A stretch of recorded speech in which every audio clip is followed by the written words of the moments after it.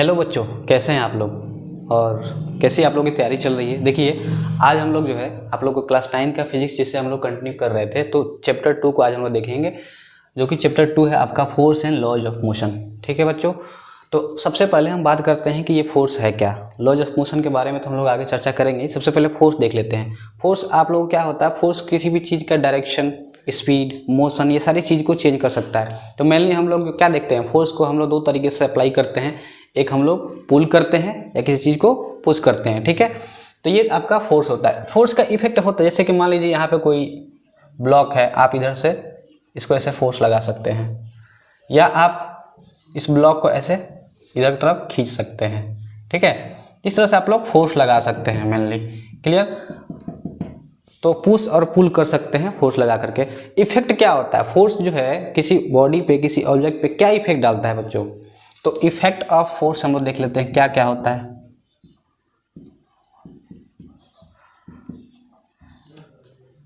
आप लोग प्रैक्टिकली सोचिए, हमारे आसपास हर जगह फोर्स लगता है, तो फोर्स लगा करके हम लोग क्या क्या चेंज करते हैं डेली लाइफ में। देखिए, आप अगर किसी चीज़ को रोकना चाहते हैं, कोई मोशन में है जैसे मान लीजिए, तो आप उसको रोकने के लिए क्या करते हैं, फोर्स लगाते हैं। तो मतलब किसी मूविंग बॉडी को आप लोग स्टॉप कर सकते हैं बाय अप्लाई फोर्स। तो force can stop the moving body. First काम ये कर सकते हैं। दूसरा, आप जो है किसी भी स्टेशनरी ऑब्जेक्ट को क्या कर सकते हैं, मूव करा सकते हैं फोर्स को लगा करके। Move the stationary body object. कोई ऑब्जेक्ट अगर रुका हुआ है तो अगर उसको मूव कराना है तो हमको क्या करना होगा, फोर्स लगाना। क्लियर। थर्ड, आप क्या कर सकते हैं, आप उसका स्पीड को चेंज कर सकते हैं फोर्स लगा करके। जैसे आप बाइक चला रहे हैं, तो आपकी बाइक मान लीजिए 40 किलोमीटर पर आवर के स्पीड से चल रही है। अगर आपको 60-70 करना है तो आपको फोर्स ही लगाना होगा। जो आप एक्सीलरेटर देते हैं बाइक से, वो बाइक का इंजन आपका क्या करता है, मेनली जो है आपको बाइक के व्हील वगैरह जो भी होता है वहाँ पे फोर्स लगाता है। तो आप फोर्स लगा करके स्पीड को चेंज कर सकते हैं। Speed of moving object.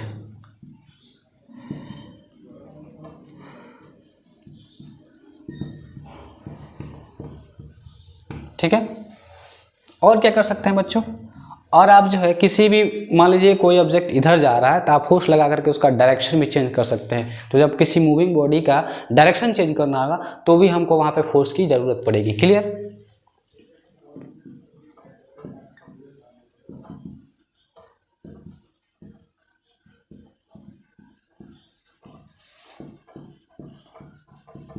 तो ये सारी चीजें हैं जिससे आप लोग है। अच्छा, एक और पॉइंट लिख सकते हैं आप, हम लोग फोर्स लगा कर किसी ऑब्जेक्ट का शेप एंड साइज भी चेंज कर सकते हैं। क्लियर।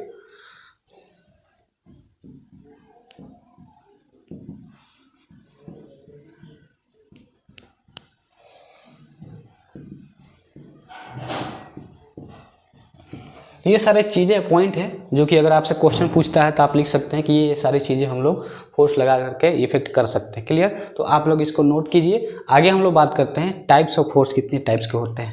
तो मैं इसको मिटाता हूँ।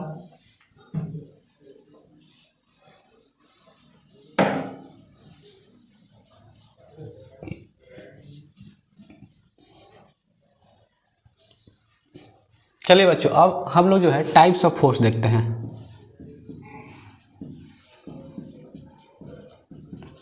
टाइप्स ऑफ फोर्सेस कितने होते हैं, मेनली आपको यहाँ पे दो तरह का फोर्स पढ़ना है। एक होता है बैलेंस फोर्स,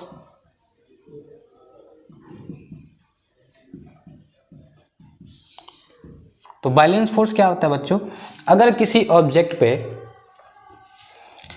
कई तरह का फोर्स लग रहा है, एन टाइप्स ऑफ फोर्स अगर लग रहा है आपको, और उस सारे फोर्स का रिजल्टेंट यानी कि सम जो है अगर जीरो है, तो हम बोलेंगे कि ये जो है बैलेंस फोर्स है।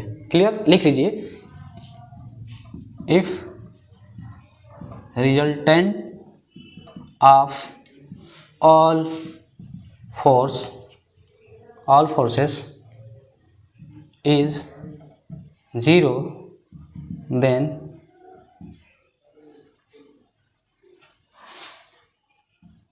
it is called balanced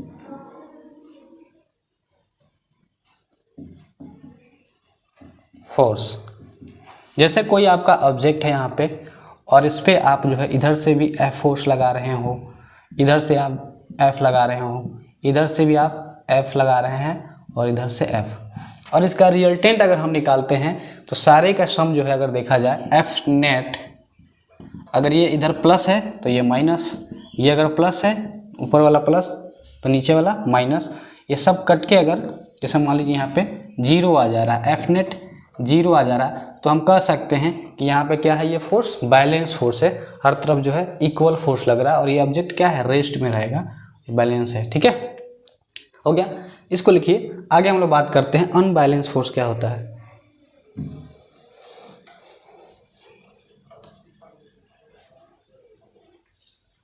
second, unbalance force.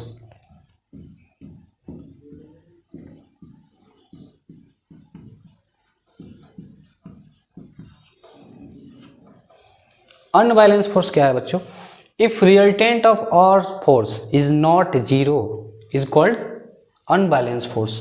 ठीक है, लिख लीजिए, if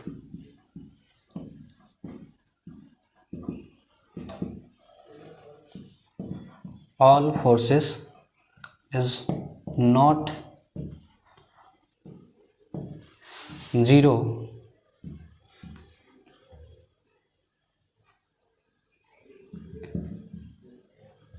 then it is called unbalanced force। जैसे ये कोई ऑब्जेक्ट है, इधर से आपको F1 फोर्स लगा, इधर से आपको F2 फोर्स लगा, इधर से F3 लगा, और F नेट जो आप निकाल रहे हो F1 minus F2 plus F3, ये देखिए कभी जीरो नहीं होगा क्योंकि इक्वल फोर्स नहीं है, और इधर से फोर्स लग रहा है तो इधर से इसको बैलेंस करने वाला कोई फोर्स नहीं है, तीनों फोर्स अलग अलग है, इक्वल मैग्नीट्यूड में नहीं है। तो यहाँ पे जो F नेट होगा वो कभी जो है जीरो के बराबर नहीं होगा, इसलिए हम लोग कह सकते हैं कि ये क्या है, ये है आपका अनबैलेंस फोर्स। ठीक है बच्चों, चलिए इसको लिख लीजिए, हो गया। चलिए आगे हम लोग बात करते हैं।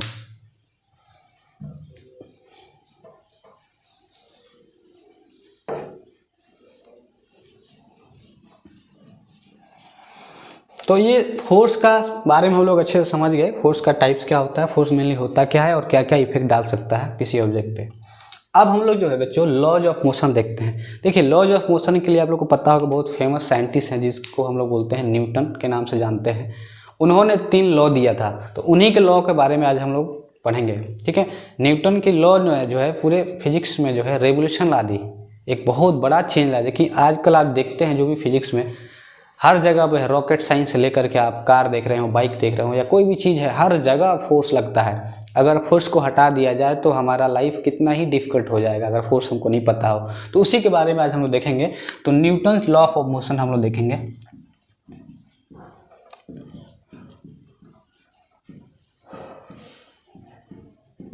तो मेनली जो न्यूटन ने 3 लॉ दिया था, ठीक है, जिसको हम लोग first law, second law, third law के नाम से जानते हैं। First law of motion, then पढ़ेंगे हम लोग second law of motion, and last में पढ़ेंगे हम लोग थर्ड लॉ ऑफ मोशन। ठीक है, ये 3 लॉ है जिसके बारे में हम लोग को यहाँ पे पढ़ना है। तो सबसे पहले हम चर्चा करते हैं फर्स्ट लॉ ऑफ मोशन के बारे में।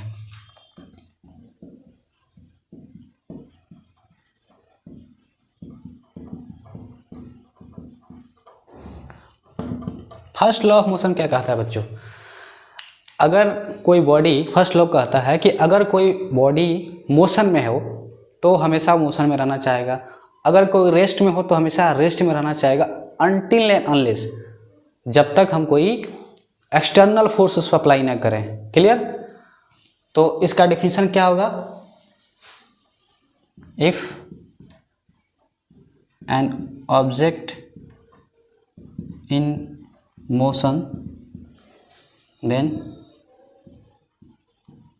remain in motion and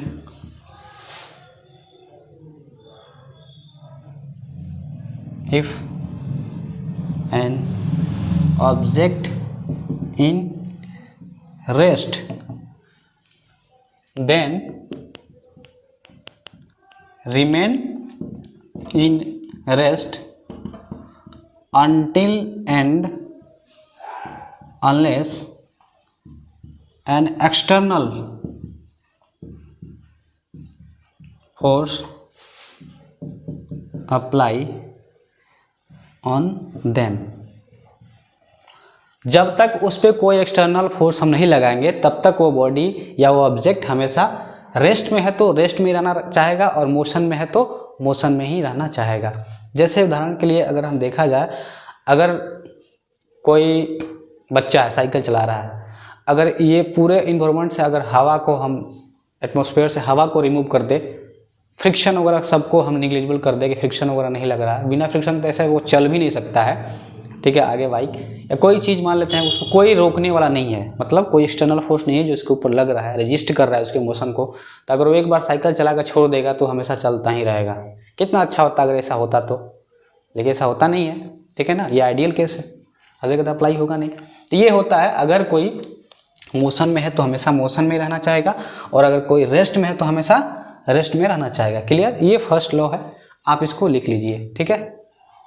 चलिए आगे बात करते हैं। सेकेंड लॉ देखने से पहले हम लोग को बच्चों कुछ कंसेप्ट हम लोग को देखना पड़ेगा जिसके बारे में हम लोग बात करेंगे, वो है मोमेंटम, ठीक है ना। मोमेंटम देख लेते हैं फिर सेकेंड लॉ को देखेंगे आगे।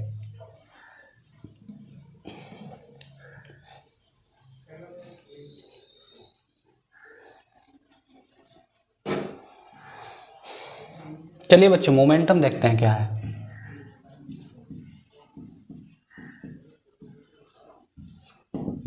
इसको P से हम लोग दिखाते हैं बच्चों, P से, ठीक है, आप लिख लीजिए।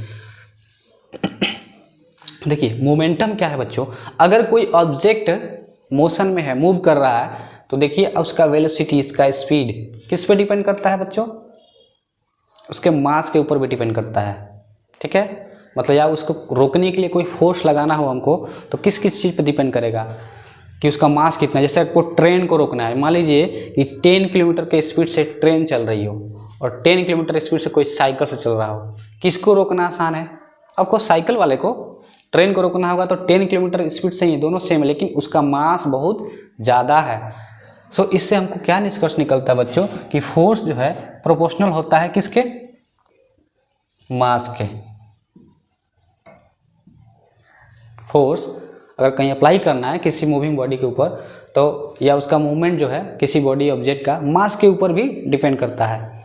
दूसरा और क्या बात कर सकते हैं बच्चों, अगर कोई ऑब्जेक्ट मान लीजिए सेम मास का है, ठीक है, लेकिन कोई 80 किलोमीटर पर आवर के स्पीड से चल रहा है, कोई 40 किलोमीटर पर आवर के स्पीड से चल रहा है, तो किसको रोकना आसान होगा? जो 40 किलोमीटर पर आवर का है उससे, ऑफकोर्स, ठीक है। तो यहाँ से क्या निष्कर्ष निकला है कि स्पीड भी कहीं ना कहीं जो है एक डोमिनेटिंग फैक्टर है हमारे फोर्स में और उसको रोकने या उसके मूवमेंट को चेंज वगैरह करने में, ठीक है। तो वेलोसिटी, स्पीड जो है वो भी जो है आपका कहीं ना कहीं इफेक्ट डालता है, या आप स्पीड बोल सकते हो, ठीक है।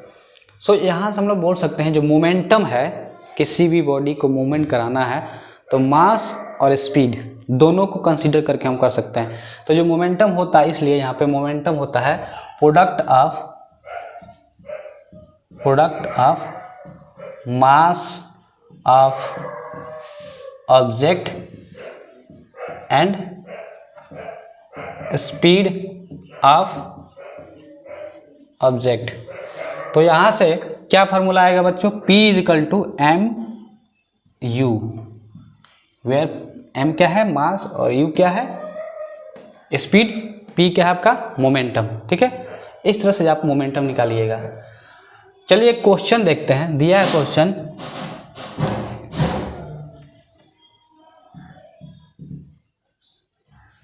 Find momentum of an object, find momentum of object which moving with 40 kilometre per hour speed and 2 kg मास। तो यहाँ से देखिए मास हमको दिया है 2 kg, स्पीड कितना दिया है 40 किलोमीटर पर आवर। तो मोमेंटम का फार्मूला क्या होता है आपको पता है, m इंटू यू। तो इसलिए यहाँ से फार्मूला पुट करेंगे, मास हो गया 2 इंटू 40 स्पीड, तो मोमेंटम आपको निकल के आ गया 80, ठीक है, kg किलोमीटर पर आवर इसका यूनिट हो जाएगा, ठीक है। चलिए, तो ये मोमेंटम रहा। तो ये वीडियो हमको लग रहा है कि बड़ा हो जाएगा, तो अगले वीडियो में हम लोग सेकेंड लॉ ऑफ मोशन और थर्ड लॉ ऑफ मोशन के बारे में बात करेंगे, कुछ क्वेश्चन प्रैक्टिस करेंगे। तो आज के लिए इतना ही, आप लोग अच्छे से इसको पढ़िए, ऐसे ही पढ़ाई करते रहिए। मिलते हैं अगले वीडियो में, तब तक के लिए बाय बाय।